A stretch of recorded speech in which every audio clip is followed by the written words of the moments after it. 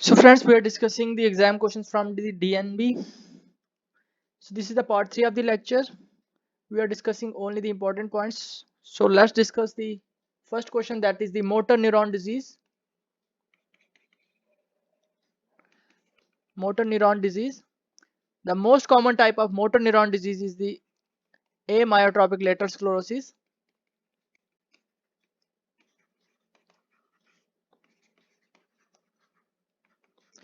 Amyotrophic lateral sclerosis. So let's see what are the features of this disease.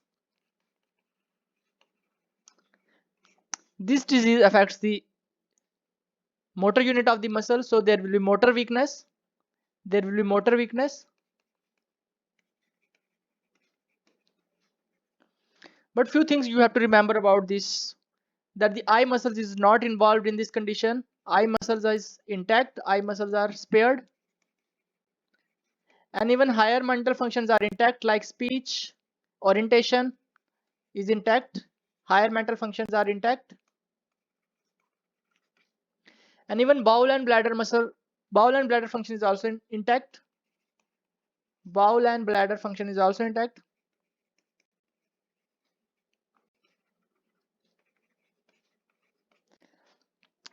These are the few important points. Then for diagnosis, for diagnosing this condition, you can do the electron myographic studies, EMG, and one characteristic finding you will see in this disease is the denervation pattern on electron myographic studies. Denervation pattern. Then you can also do the gene testing for mutation. The gene which is affected in this disease is superoxide dismutase. Superoxide dismutase, abbreviated as SOD1 gene. You can do its testing, mutation testing. Now come to the treatment part. For the treatment of this disease, you give Riluzole to the patient. Riluzole, it will decrease the excitability. Then you can also give the Edaravone. And if foot drop is there, you can give the foot drop splints. You can remember it as red. For the treatment part of motor neuron disease, you can give the Riluzole, Edaravone, and foot drop splint if foot drop is there. These were the few points about the motor neuron disease. Then move on to the next question. That is the hypokalemic periodic paralysis. Hypokalemic periodic paralysis. This disease is a channelopathy. It is a channelopathy.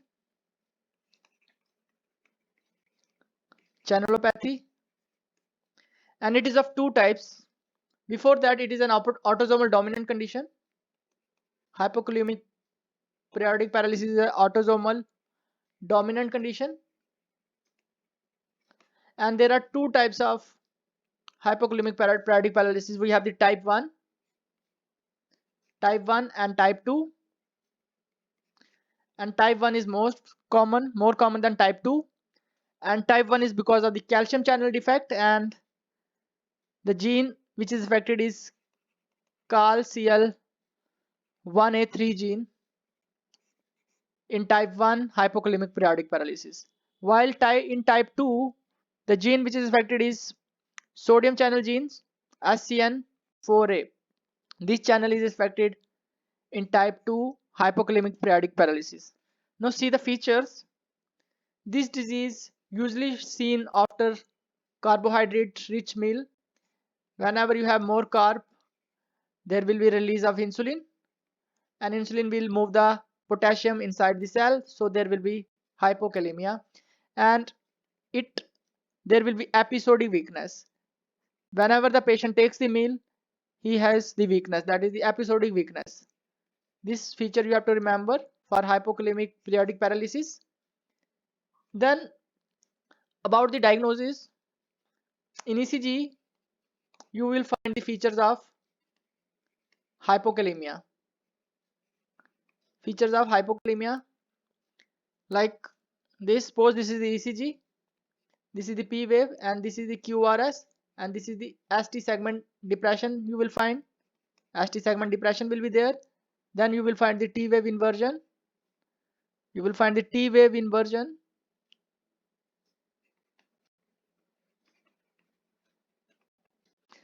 Then you will find the U wave. This is the U wave you will find.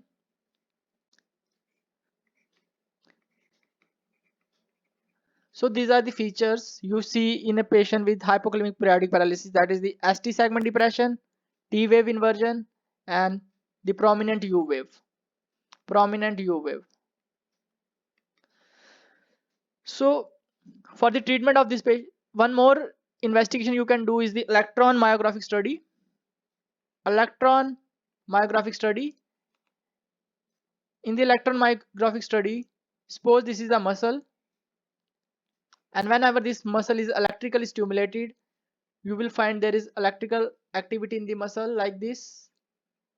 This is normal, but in the patients with hypokalemic periodic paralysis, there will be electric silence like this. This is the finding you will see in electron myographic studies. There will be electric silence will be there in hypokalemic periodic paralysis. This is also important. Then comes to the treatment part. For treatment of hypokalemic periodic paralysis, we have to remove the carb in the diet. Carbohydrate should be reduced. Then sodium should be reduced. Then you can give the acetazolamide. Acetazolamide. Acetazolamide increases the potassium efflux from the cell.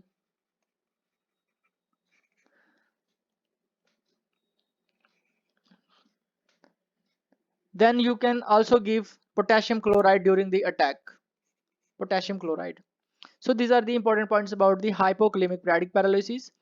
Now let's move on to the next question. That is the question number 3rd, and it is about the sick euthyroid syndrome. Sick euthyroid syndrome. This syndrome, you have to remember, occurs whenever there is an intercurrent illness. Whenever there is an intercurrent illness like sepsis, intercurrent illness like sepsis, infection, surgery, pneumonia, any intercurrent illness, you will find in this condition the interleukin 6 level will be raised in the condition in the blood.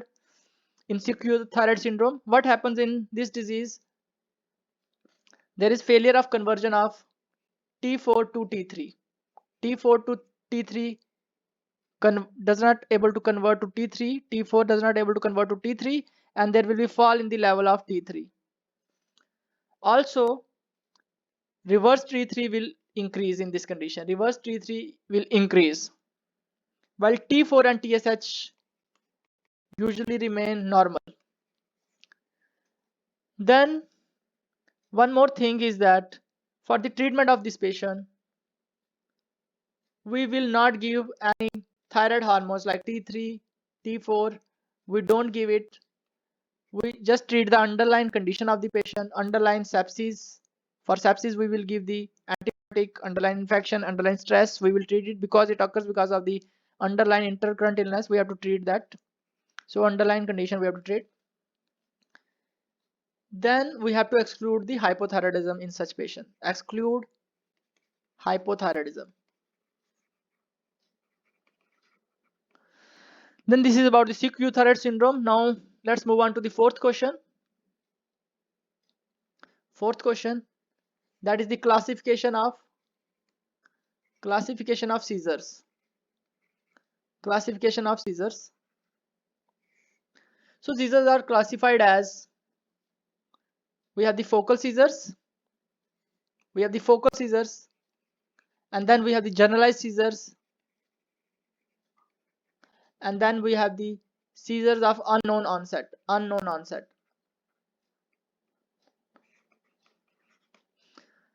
Now let's see what are the focal seizures. All the seizures having the motor and non-motor. All are motor and non-motor. Motor and non-motor. So focal seizures, we have the motor and the non-motor.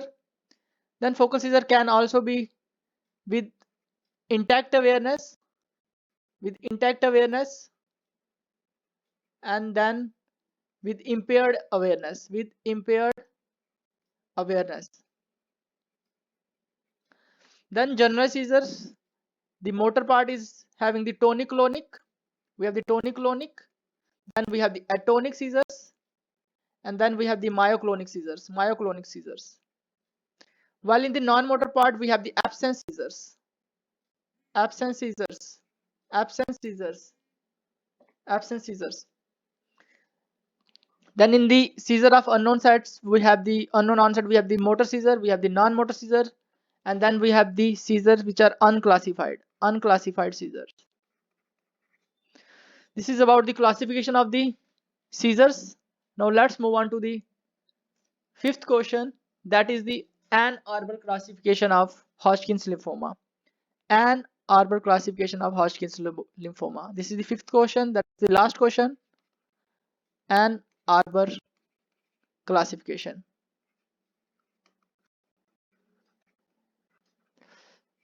So let's discuss it. There are 4 stages of Ann Arbor classes of Hodgkin's lymphoma. We have the stage 1, then we have the stage 2, then we have the stage 3, and then we have the stage 4. In stage 1, only one lymph node is involved. Only one lymph node is involved, or lymphatic area. Only one lymphatic area is involved. That is the stage 1. In stage 2, we have the 2 group of lymph nodes are involved. 2 lymph nodes are involved, or 2 lymphatic area is involved. 2 lymph nodes or 2 lymphatic areas involved, or 2 lymphatic areas involved, and only on the same side of the diaphragm. Suppose this is the diaphragm and they are on the same sides, both are on the same sides. That is the stage 2 of Hodgkin's lymphoma. This is the classification for the Hodgkin's lymphoma.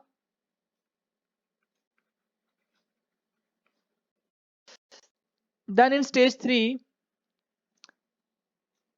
we have the 2 lymph nodes are involved and both are on the opposite side of the diaphragm, here and here. This is about the stage 3. This is stage 3, where the area is involved on both sides of the diaphragm, both sides. This is on the same side of the diaphragm. Then in stage 4, there will be extranodal spread. Outside the lymph node, the disease will spread. That is the stage 4. That is the extranodal spread. So this is the Ann Arbor classification. Thank you.